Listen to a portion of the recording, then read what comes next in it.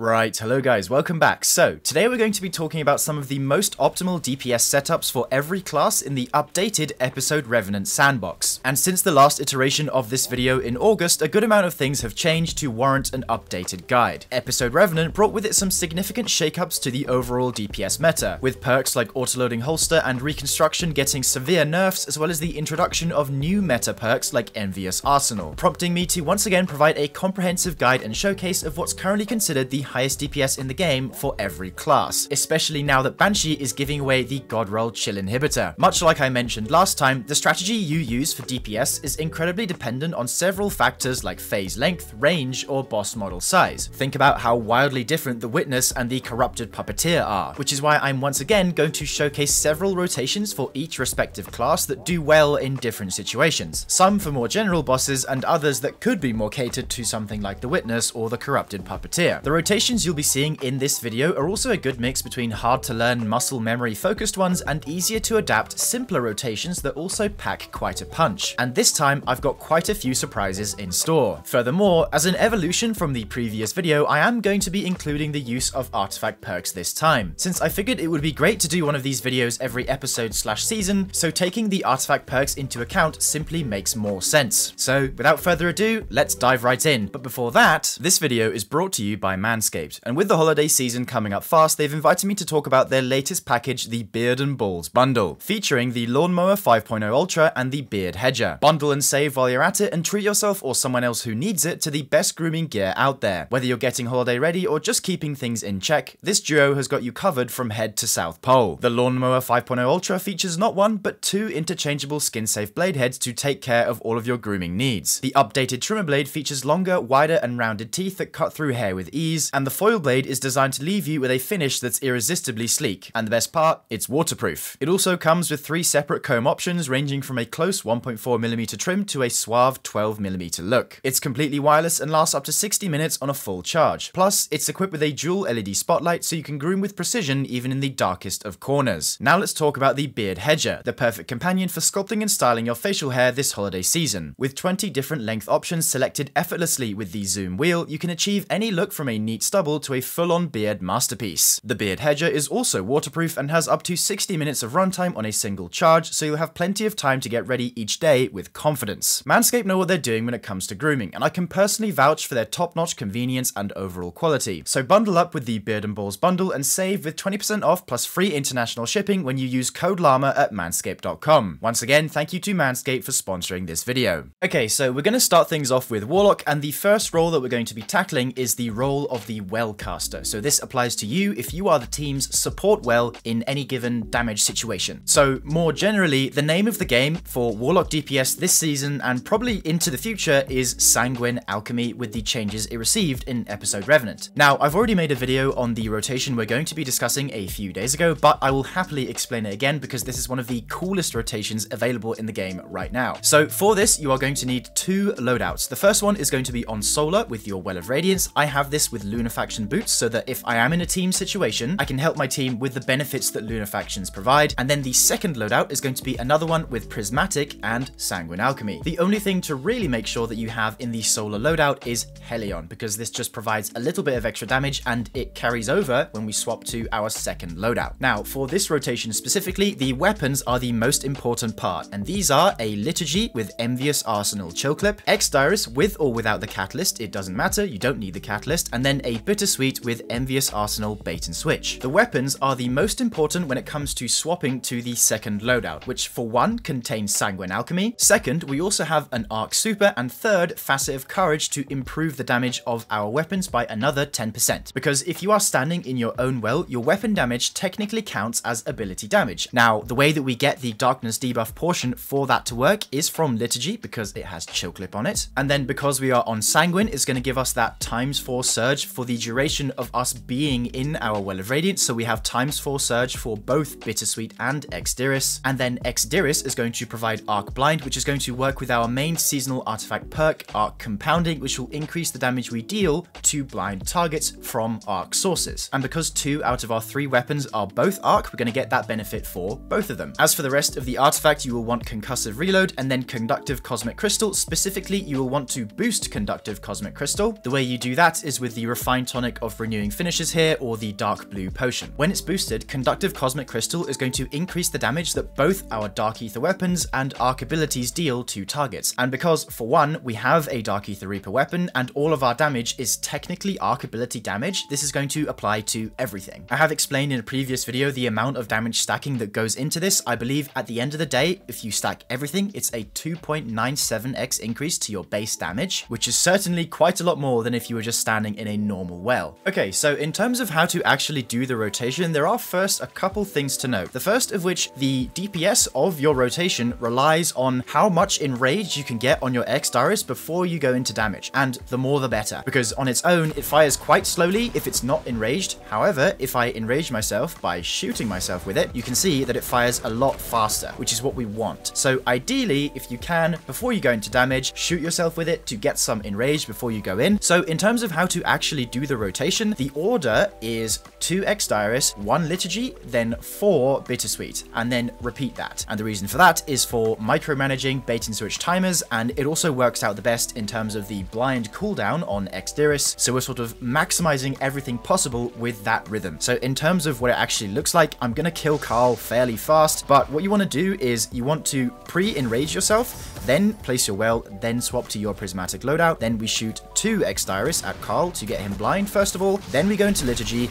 then we go into 3-4 shots of this, then back to Extaris, and he's already dead as you can see, and then we continue the rotation, so that's 4 there, then 2 more of these. The most important thing to remember is that it is 2-1-4. That is the rhythm, and that is basically all you need to remember. That is the hardest part. Everything else is taken care of for you in the background. So please enjoy the full rotation in action. Okay, insta damage, love to see it.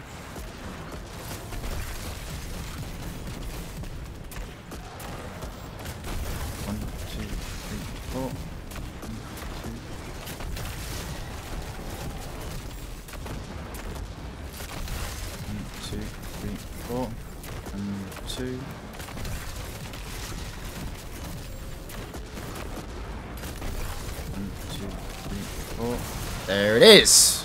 Nice. So that's honestly a pretty incredible rotation, also for the fact that it doesn't even use a damage super and we are still killing Greg. Now the only caveat is that this probably isn't suitable for a few bosses, namely the Corrupted Puppeteer, which I would still stick to using Grand Overture on that. But for anything else, this is pretty good. But what if you weren't the Wellcaster? What if you couldn't take advantage of all of those stacking bonuses? Well, this is where we come to our second rotation of the video, which I will go into now. For this one, we are going back to Prismatic with Nova Bomb and a Star Eater class item to improve the damage of the Nova Bomb, since despite its nerf, Star Eater Nova Bomb is still very good. The key things to note here are having Bleak Watcher and Helion to provide some extra damage in the background, as well as Bleak Watcher helping with proccing Conductive Cosmic Crystal from the artifact. Then we also have Facet of Courage to improve the damage of our Nova Bomb by 10%, Facet of Dominance to make our Transcendent and Void Grenades apply weaken, and then Facet of Rune to improve the size and damage of the shatters that we cause with our Bleak Watcher. Now in terms of weapons, the first one that we need is Alethanim, the brand new grenade launcher from this season. Any rocket sidearm, I've just gone for Indebted Kindness here, doesn't really matter, just up to you. And then finally, we have the VS Chill Inhibitor with the god roll of Envious Arsenal Bait and Switch that you can currently collect from Banshee at the tower. Everyone has access to this, you can literally just go and buy it, all you need is 1 clear from the dungeon. Now, mods wise, you're going to want to spec into triple Stasis Surge, obviously because we are using 2 stasis weapons, and then the usual dexterities, time dilations, targetings, whatever. You know the drill, it's a damage loadout. Then as far as the artifact perks are concerned, again, we just need Concussive Reload and Conductive Cosmic Crystal, boosted if you can again. Now, I know some of you might be thinking, Alethanim in a damage rotation, how does that make any sense? Well, the best way to think of Alethanim is to think of it as sort of a baby Witherhoard, because that's exactly what it does. When you stick the Harvester Spike to a target, it lingers and it does damage over time, which means you can fully take advantage of that fact by using it alongside weapons which have the perk Envious Arsenal, because that means you don't have to swap back to Alethanim whenever you are doing your rotation. So it just makes the rotation a little simpler. So how do we do this rotation? Well, we're first of all going to want to start off by placing a stasis turret and then proccing our Helion. I'm not going to do that here because I don't want to kill Carl. You'll see it in the clip. And then we are also going to follow it up by popping our Transcendence, which I can do. And then we're going to follow up with a melee and a grenade, which will weaken the target. We will then stick a Harvester Spike. And I can just leave that in him. We will toss our Nova Bomb, then go to this, and then we'll start with with our grenade launcher. Basically, this is what it looks like. So you stick with the harvester spike, you reload,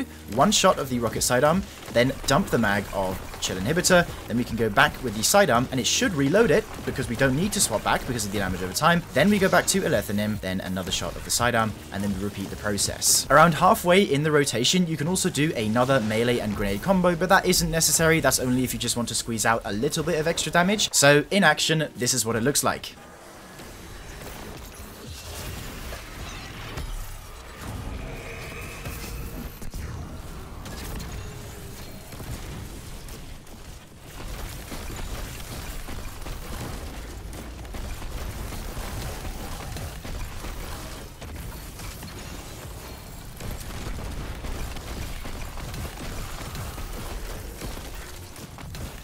This is pretty good.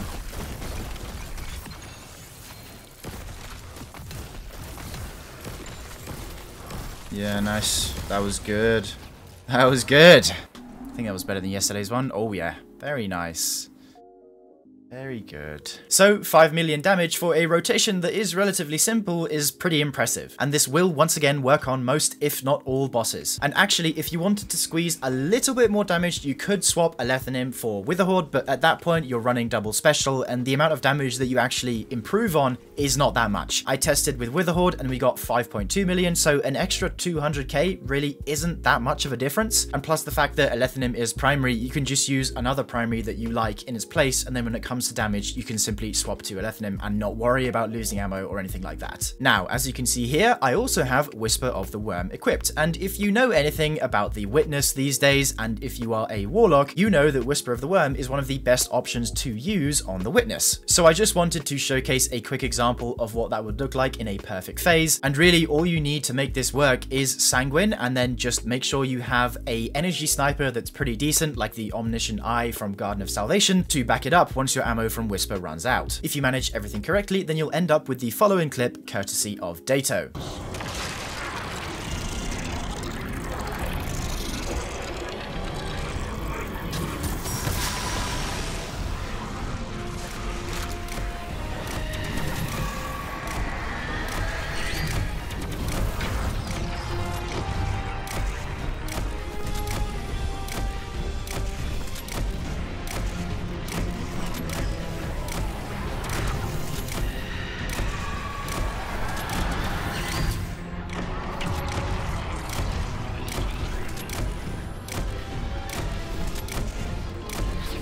Imagine we get an extended phase.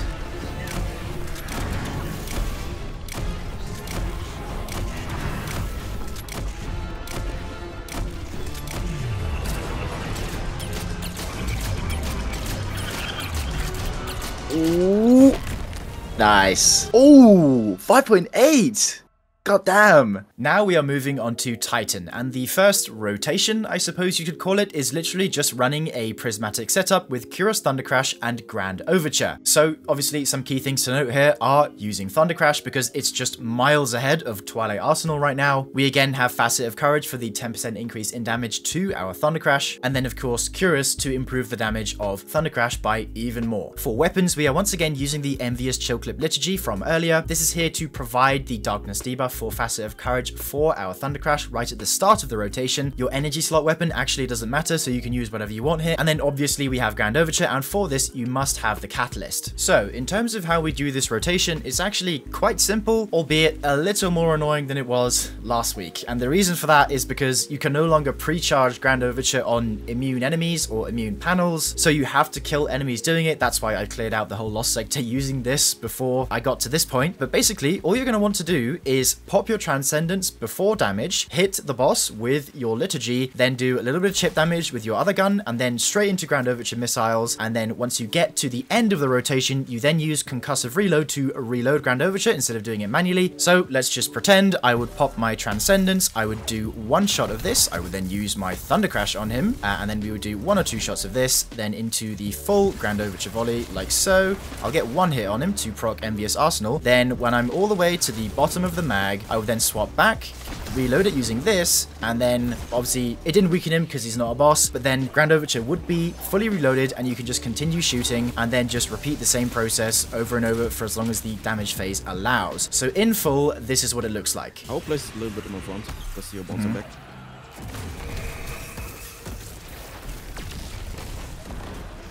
Oh shit, I just didn't even mean to do that. Oh, whatever. Let's see what we can do here.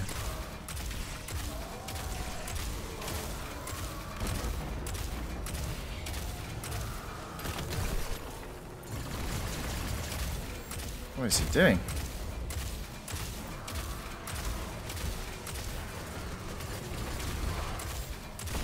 Oh, okay. There we go. I didn't even mean to do that. Nice.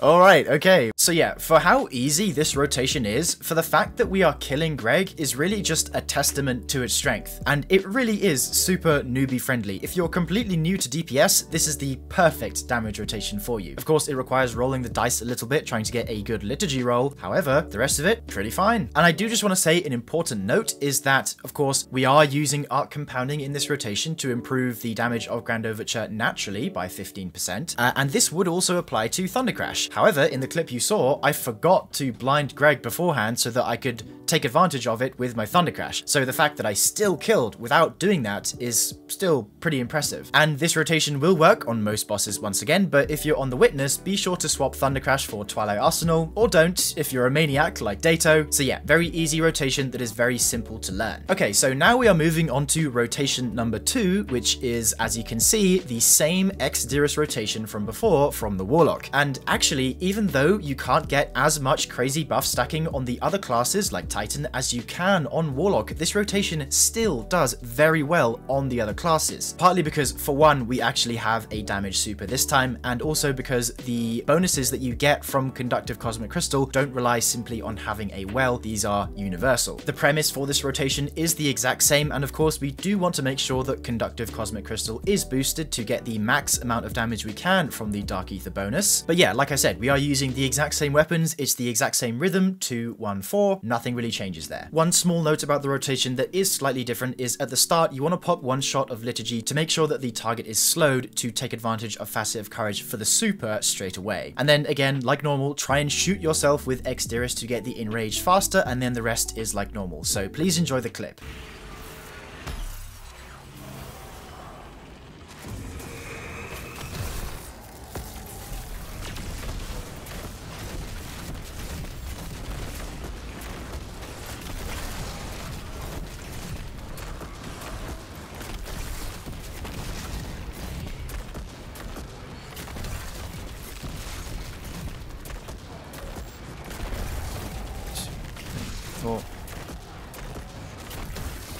Come on, let me have it, let me have it, let me have it, let me have it, let me have it. Yes! Yes! Oh, that was down to the wire, but we got it. Very nice. So yeah, definitely consider taking this rotation for a spin if I haven't somehow managed to convince you already, and that about does it for Titan. Both of the rotations I showed you should have you covered for most, if not all, bosses in the entire game. Finally, we are moving on to Hunter now, and surprise surprise, the Exodus rotation is also going to be quite good on Hunter, so I'm going to tout this rotation even more, but of course because we are on a Hunter, our subclass is going to look different, so for this we are of course going to need Marksman Golden Gun, and then we also have Facet of Courage for the 10% to our Golden Gun. We need some way of becoming Radiant before damage to improve the damage of our Celestial, so I've just gone for Acrobat Dodge here. You could do whatever, it doesn't really matter. And then of course Celestial Nighthawk. The artifact is again going to be Concussive Reload plus boosted Conductive Cosmic Crystal to max out our damage, and the full rotation plays out like so.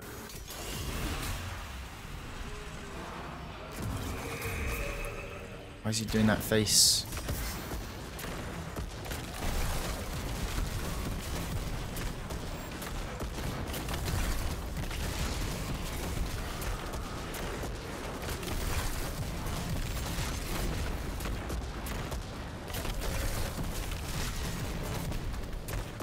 Huh? Greg?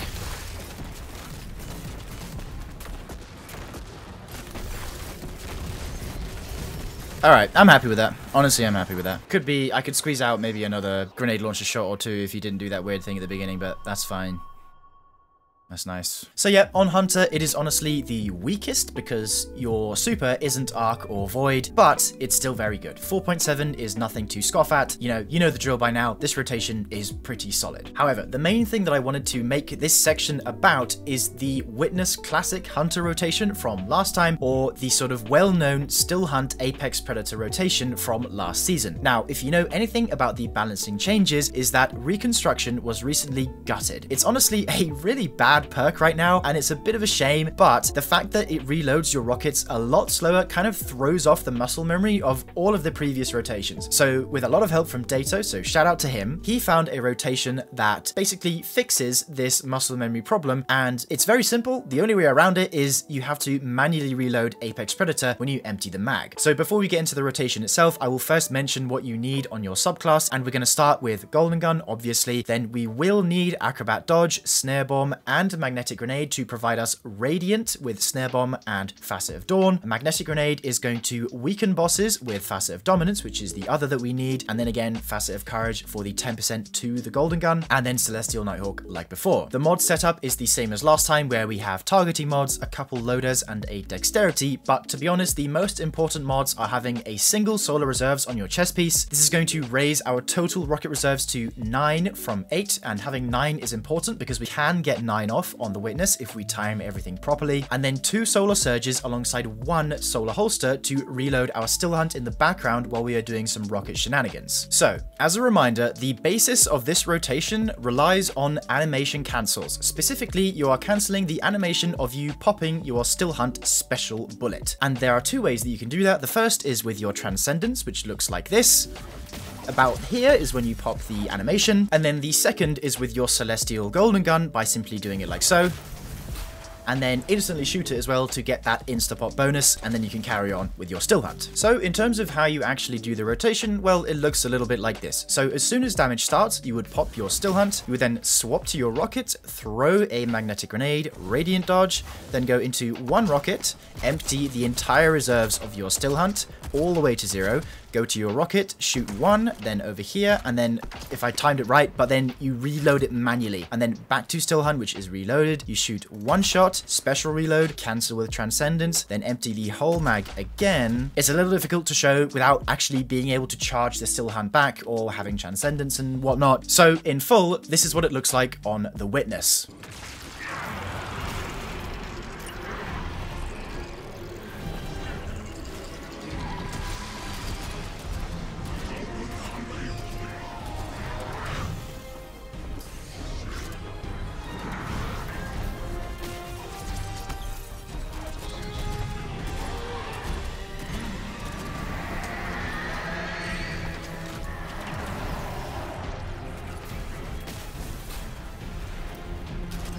Oh, I'm getting this. I am getting this.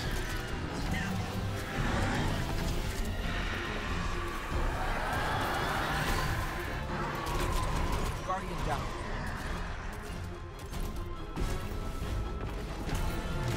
Oh yeah, come on. Need the last bit. Bang! Yes! There we go. Right on time. Oh, nice. 5.5. I can't remember what it was last season, but that was still good. Oh, I still got the rotation down. Now, 5.5 million damage is not bad at all, especially considering how badly Reconstruction was nerfed. However, you can improve it even more if you go with a Mountaintop combined with Concussive Reload from the artifact to completely bypass the need for a solar holster. And this also means that you can put a 3rd Solar Surge on your boots because you no longer have to rely on that for the reload. You can use Mountaintop combined with Concussive Reload to do that for you. Of course, it has to be boosted. And the next clip that you're about to see contains exactly this rotation. However, I will say, despite the rotation looking very similar to the one you just saw, under the hood, it's actually very different. First of all, the clip is by Dato, not by me. And a couple things to note is that he is managing his cooldowns of the Concussive Reload, plus a couple other things in the background, which you wouldn't be able to tell just by looking at it. So the following rotation isn't something I'd necessarily recommend learning, but it's just here to show you the full potential of what hunters can still do despite the nerf to Still Hunt and the nerf to Reconstruction. Honestly, I miss the days where both of these were at their prime, but you know, what can you do? Anyway, please enjoy Dato's clip.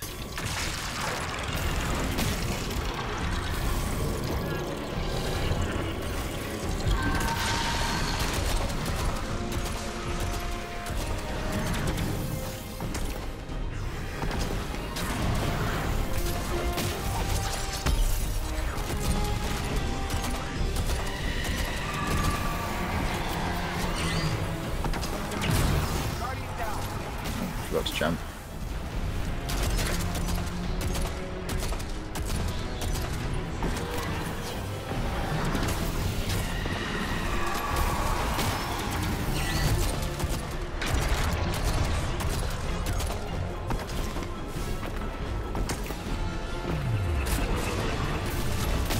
You cooking? Sheesh. Damn. And there we have it. That's the highest DPS in the game for every class in Episode Revenant. I hope you enjoyed the showcase and at least learned something new. Once again, big thanks to Dato for helping out make this video and also featuring in it. He was the one who originally came up with the Exderis rotation, so you have him to thank for that. So definitely go check out his channel, linked in the description. Anyway, that's all I've got for today. I hope you enjoyed and I'll see you in the next one. If you made it this far, thank you so much. Your support means the world. And if you're really into the content I create, consider becoming a member of the channel, which not only lets you support me in the best way possible, it also nets you a whole host of awesome perks along with it. A massive shout out to these members up on screen, and I'll see you in the next one. Bye for now, dear viewer.